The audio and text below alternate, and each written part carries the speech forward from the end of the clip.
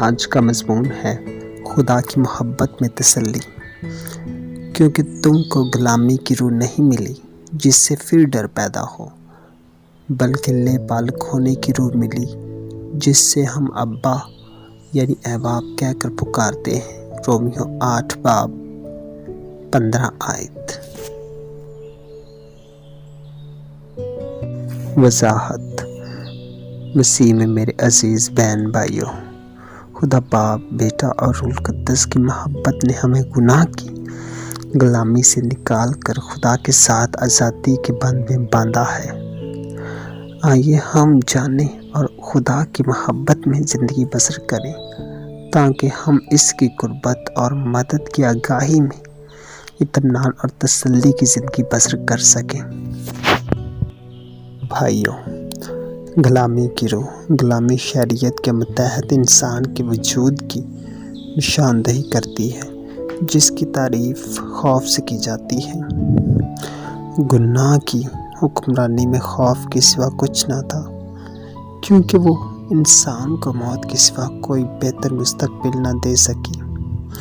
لے پالک ہونے کی روح، جس کے وسیلے سے موت کے خوف پر غلبہ پایا جا چکا ہے، غلامی کی روح کے متضاد ہے۔ ابتدائی مسیحی عبادت میں ابا کی پکار میں اس لے پالک کی آواز سنائی دی تھی۔ جب خدا کو باپ مخاطب کیا گیا تھا، یہ آرامی لفظ ابا اس وقت بھی سنائی دیتا ہے جب یسوع نے اپنے باپ کو پکارا، جیسا کہ اناجیل میں بیان کیا گیا ہے۔ حوالہ دیکھیں، مرکز 14 باب اس کی 36 آیت۔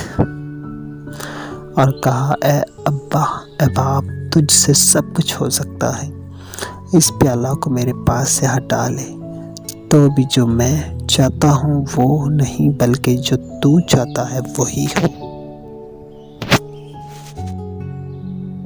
پیارے بہن بھائیوں، جب ہم پاک روح سے مور کیے گئے تھے تو ہم نے روح القدس انعام میں پایا۔ اس عمل سے خدا نے ہمیں ایسی روح نہیں دی جو ہمیں خوف زدہ کرے، بلکہ قدرت اور محبت اور تربیت کی روح۔ دیکھیں 2 تموتھیوس 1 باب 7 آیت۔ کیونکہ خدا نے ہمیں دہشت کی روح نہیں بلکہ قدرت اور محبت اور تربیت کی روح دی ہے۔ قدرت، محبت اور تربیت لے پالک ہونے کی روح کا نشان ہے۔ باپ کی قدرت اور اس کی قوت کی آگاہی بچے میں خود اپنے اندر قوتیں پیدا کرنے کا سبب بنتی ہے۔ باپ کی محبت اور باپ کی جانب بچے کی محبت ایک قریبی بندھن کا باعث بنتی ہے جو مشکلات اور خطرات میں بھی سہارا دیتا ہے۔ مزید یہ کہ باپ کے ساتھ اس بندھن کی بدولت بچہ کو تربیت کی روح سے عمل کرنا ممکن ہوگا۔ کوئی بچہ اپنے قریب شفیق باپ اور پناہ اور مدد پا کر خوش ہوتا اور پرسکون اور شکر گزار ہوتا ہے۔ اس کے برعکس ایک غلام صرف اپنے مالک کی قوت کو برداشت کرے گا، جو اکثر ظلم کی صورت میں ظاہر ہوتی ہے۔ بھائیوں، ہم شادمان ہو سکتے ہیں کیونکہ ہم لے پالک ہونے کی روح سے معمور ہیں۔ فرزند غلام نہیں ہوتا، فرزند آزاد ہوتا ہے۔ ہمیں یہ آزادی یسوع مسیح کی فضیلت کی بدولت حاصل ہے۔ عزیزوں، ہم خدا میں زمین و آسمان کے خالق کو دیکھتے ہیں، اس کی عظمت اور حشمت کی حمد و ستائش کرتے ہیں۔ ہم نے روح القدس کو پایا ہے، ہمیں خدا کے فرزند بننے کی اجازت دی گئی ہے۔ دیکھیں مرکز 14 باب اس کی 36 آیت۔